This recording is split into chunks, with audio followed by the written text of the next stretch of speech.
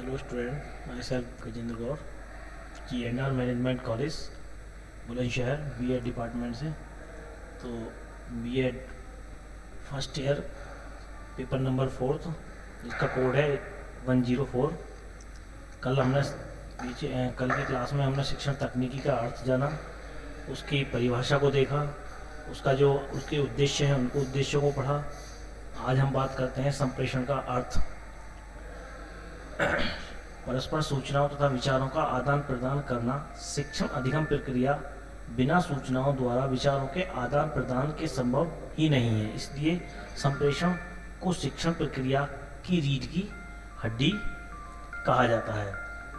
यानी कि संप्रेषण यानी कि अपनी बात को हम दूसरों तक पहुंचाने के लिए किसी न किसी मशीन का, किसी न किसी अधिगम करने के लिए किसी न किसी चीज़ का विचार प्रयोग करते हैं। कम्युनिकेशन शब्द लैटिन भाषा के कम्युनिकेट से बना है, जिसका अर्थ है टू इम्पैक्ट मेक कॉमन। इस प्रकार अपनी भावनाओं एवं विचारों को अभिव्यक्त कर उन्हें सर्वमान्य बनाकर दूसरों के साथ बांटना ही क्या संप्रेषण है। संप्रेषण की परिभाषा एडगर डेल के द्वारा है। संप्रेषण का अर्थ होता है परस्पर विचारों का तथा भावनाओं की साझेदारी, यानी कि अपनी बातों को आदान प्रदान करना। मैफेर लेड है संप्रेषण मानव प्रणालियों के सार्थक अंतःक्रिया की प्रक्रिया है। दूसरी बात करते हैं संप्रेषण की प्रकृति तथा उनकी विशेषता है। तो संप्रेषण द्विमुखी प्रक्रिया है। तो यहाँ एक संदेश देने वाला तथा दूसरा संदेश ग्रहण करने वाला। यहाँ एक क्वेश्चन यूपी टेट या सी टेट से पूछ लेते हैं बच्चों कि संप्रेषण कैसी प्रक्रिया है। द्विध्रुव प्रक्रिया है, यानी कि दो ध्रुवों का होना जरूरी है। नेक्स्ट करते हैं संप्रेषण एक मनोसामाजिक प्रक्रिया है। संप्रेषण एक अनवरत एवं व्यापक प्रक्रिया है। संप्रेषण प्रक्रिया में विचार विमर्श तथा विचार विनिमय, इन दो तत्वों पर विशेष ध्यान दिया जाता है। अंतःक्रिया तथा पृष्ठपोषण संप्रेषण प्रक्रिया के मुख्य तत्व हैं। यहाँ एक यूपी टेट से या सी टेट में एक क्वेश्चन पूछते हैं कि अंतःक्रिया तथा संप्रेषण जो प्रक्रिया है उसमें मतलब जो मुख्य उसके तत्व हैं वो कौन से। एक अंतःक्रिया है, यानी कि जो हमारे दोनों के आदान प्रदान, जब हम दो लोग आपस में बातचीत करते हैं तो बात का आदान प्रदान करना। पृष्ठपोषण, जहाँ से हमें एक वहाँ से पृष्ठपोषण मिले। संप्रेषण लिखित, मौखिक, सांकेतिक होता है। संप्रेषण एक गत्यात्मक प्रक्रिया है। अब संप्रेषण के कुछ कार्यों की बात करते हैं। सूचना प्रदान करना, यानी कि क्या है संप्रेषण का कार्य है सूचना प्रदान करना या निर्देश प्रसारित करना या परस्पर विश्वास जागृत करना, समन्वय स्थापित करना। अब आते हैं संप्रेषण प्रक्रिया के घटक, यानी कि यहाँ हम कह सकते हैं एक साइकिल, जो हमारी संप्रेषण साइकिल होती है। जब तक वो साइकिल प्रोसेस पूरा नहीं हो जाता तब तक हमारा संप्रेषण पूरा नहीं होता।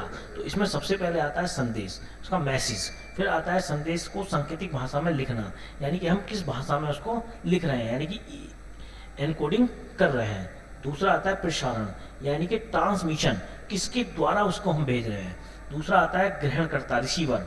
फिर आता है कुटुम्बवाद, फिर उस कुटुम्बवाद यानी कि डिकोडिंग। और फिर आता है एप्लीकेशन यानी एप्लीकेंट, यानी कि अगर यह साइकिल पूरी होती है तो तभी हमारा कम्युनिकेशन पूरा होता है। और यहाँ से सी टेट या यूपी टेट में बच्चों एक पूछ लिया जाता है कि कम्युनिकेशन साइकिल क्या है, या कम्युनिकेशन साइकिल का कोई भी एक पार्ट को मिस कर देते हैं 4 ऑब्जेक्ट में से और पूछ लेते हैं कि इसमें कौन सा नहीं है। तो ये यूपी टेट या सी टेट के पॉइंट ऑफ व्यू से भी देखने के लिए है। संप्रेषण के प्रकार, संप्रेषण दो प्रकार का होता है, एक शैक्षिक संप्रेषण, दूसरा जनसंचार माध्यम। इसमें शैक्षिक संप्रेषण की अगर बात करते हैं तो उसमें आता है शाब्दिक और अशाब्दिक। शाब्दिक की बात करते हैं तो इसमें मौखिक होता है, लिखित होता है। यानी मौखिक जब हम ओरल किसी से सिर्फ बातचीत कर रहे हों, लिखित जिसमें हम उसके बातचीत के साथ साथ उस चीज़ को नोट डाउन भी कर रहे हो। अशाब्दिक में आते हैं आपकी वाणी संकेत, आपका मुख्य मुद्रा है, मुख मुद्रा है, जिसमें हमारे हाव भाव होते हैं, स्पर्श, संपर्क, ठीक है। फिर उसके बाद आते हैं जन संचार माध्यम की बात। तो इसमें होता है एक प्रिंट मीडिया होता है, एक नॉन प्रिंट मीडिया, यानी कि मुद्रित माध्यम और अमुद्रित माध्यम। उसमें मुद्रित माध्यम में करते हैं सॉफ्टवेयर। सॉफ्टवेयर क्या है, स्व अनुदेशित सामग्री, अन्य सामग्रियाँ, जैसे समाचार पत्र है, शोध पत्रिका है, पुस्तक हैं, या आपके, और दूसरे आते हैं आपके अमुद्रित यानी कि जो नॉन प्रिंटेड मीडिया है, जिसमें हमारा रेडियो है, टैप रिकॉर्डर है, स्लाइड्स प्रोजेक्ट है, फिल्म पट्टी है, ओवरहेड प्रोजेक्टर है, टीवी, कंप्यूटर, वीडियोस आदि। अब आता है, आगे आता है अभिकृतम अनुदेशन। अभिकृतम अनुदेशन का अर्थ होता है, अभिकृतम अनुदेशन स्वतः शिक्षण व सीखने की प्रविधि है, जिससे पाठ्य वस्तु को छोटे छोटे पदों में सीखने के लिए छात्रों को प्रस्तुत किया जाता है। छात्र सक्रिय रहकर अपनी गति से आगे बढ़ता है तथा अपना मूल्यांकन भी करता चलता है। इस प्रकार सीखने में उसे पुनर्वनन मिलता रहता है। अभिकृतम अनुदेशन का विकास अमेरिका में हुआ। 1926 में ओहियो स्टेट विश्वविद्यालय में कार्यरत सिडनी एल प्रेसी, कौन? Sidney L Pressey. Sidney L Pressey जो थे, उन्होंने सबसे पहले एक जो शिक्षण मशीन थी उस मशीन का प्रयोग किया था। ठीक है, उसके बाद में इसको आगे बढ़ाने का काम किसने? बीएफ स्किनर ने अभिकृतम अधिगम नाम दिया और इसको आगे बढ़ाने का कार्य किया। यहाँ से एक ये मतलब अभिकृतम अनुदेशन का मतलब होता है कि जब हम किसी बच्चे को, जैसे बच्चा मोबाइल में गेम खेल रहा होता है और गेम में आता है कि पहले आपको एक छोटी गाड़ी मिल गई और आप उस गाड़ी से अपने आगे करते हैं तो उस कौन कमा के अगली गाड़ी एक टारगेट को पूरा करने के बाद मिल जाती है। इसी तरह अभिकृतम अनुदेशन भी कार्य करता है। फिर करते हैं इसकी परिभाषा की बात। D.L. कुक, अभिकृतम अनुदेशन स्वयं शिक्षण विधियों के व्यापक संप्रत्यय के लिए प्रयुक्त एक विधि है। बीएफ स्किनर के द्वारा बात करते हैं तो बीएफ स्किनर के द्वारा अभिकृतम अनुदेशन शिक्षण की कला तथा सीखने का विज्ञान है। दूसरी बात, यहाँ एक डेफिनेशन ये यूपी टेट या सी टेट में बच्चे पूछ लेते हैं कि बीएफ स्किनर द्वारा यह लिखते हैं कि अभिकृतम अनुदेशन शिक्षण की कला तथा सीखने का विज्ञान, ये किसने स्टेटमेंट दिया है, किसने इस परिभाषा को कहा है? तो ये बीएफ स्किनर है। अभिकृतम अनुदेशन की प्रकृति या उसकी विशेषताओं की बात करते हैं। यह एक मनोवैज्ञानिक सिद्धांतों पर आधारित है। व्यक्तिगत भिन्नताओं को ध्यान में रखा जाता है। विद्यार्थी स्वगति से स्वतः अध्ययन करते हैं। छात्रों को तत्काल पृष्ठपोषण दिया जाता है। दूसरा है अनुदेशन, अभिकृतम अनुदेशन के मौलिक सिद्धांत। तो इसमें होता है लघु पद सिद्धांत, दूसरा है सक्रिय अनुक्रिया का सिद्धांत, तत्काल प्रतिपुष्टि का सिद्धांत, स्वगति का सिद्धांत, स्व परीक्षण का सिद्धांत। तो पहले देखते हैं लघु पद सिद्धांत। लघु पद सिद्धांत का मतलब है अध्ययन सामग्री को छोटे छोटे सार्थक टुकड़ों में विभाजित कर दिया जाता है। यानी कि जो भी हमारे पास में सामग्री होती है उसको हम छोटे छोटे पार्ट्सों में बांट लेते हैं। ठीक है। सक्रिय अनुक्रिया का सिद्धांत, तो अधिगमकर्ता को सक्रिय रहने के लिए बाध्य किया जाता है, वो एक्टिव रहता है इसमें। दूसरा है तत्कालीन प्रतिपुष्टि, यानी कि सीखने की दशा में तत्काल प्रतिपुष्टि अच्छी तरह प्रभावित होती है। स्वयं गति का सिद्धांत, अधिगमकर्ता को स्वयं गति से सीखने दिया जाता है, उस पर कोई बर्डन नहीं डाला जाता। जब वो सीखता है आगे बढ़ता है, और अगर नहीं सीख पाता तो फिर वो वही दोबारा से ट्राई करता है। स्वयं परीक्षण सिद्धांत की बात करते हैं।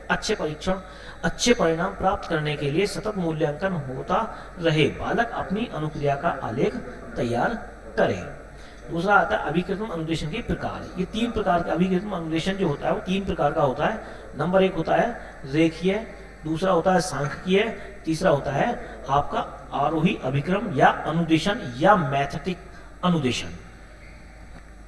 बात करते हैं रेखीय लाइनर, लेखीय अभिक्रम अनुदेशन। ये बीएफ स्किनर ने इसको दिया था, क्रिया प्रस्तुत अनुबंधन पर आधारित है। रेखीय अभिक्रम अनुदेशन वह अभिक्रम है जिसमें प्रत्येक छात्र एक रेखीय क्रम में निर्देशित निश्चित पदों को पार करता हुआ आगे बढ़ता है।